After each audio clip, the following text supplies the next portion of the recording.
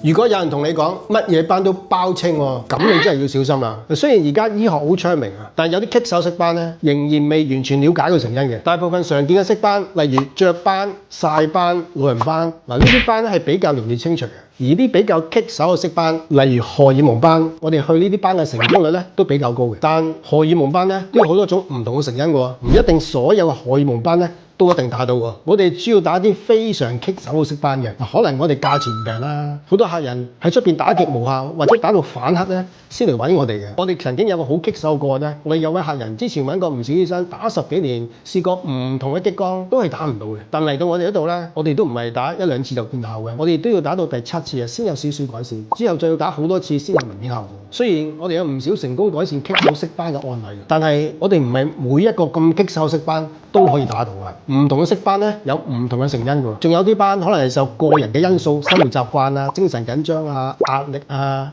夜瞓啊，又或者荷爾蒙等等因素咧都有影響㗎喎。特別係我哋打咗咁多年嘅荷爾蒙斑啊，如果客人係長期夜瞓、情緒唔穩定嘅話咧，呢啲情況咧都會令到荷爾蒙斑改善得比較慢啲，同埋變得更難打嘅。所以咧唔係所有斑一定可以清除㗎，呢個係現實嚟嘅。唔好俾一啲保證包清呢咁嘅口號咧誤導啊！如果大家有色斑嘅煩惱，唔知你啲斑有幾難打咧，歡迎揾我哋做一個免費嘅詳細評估。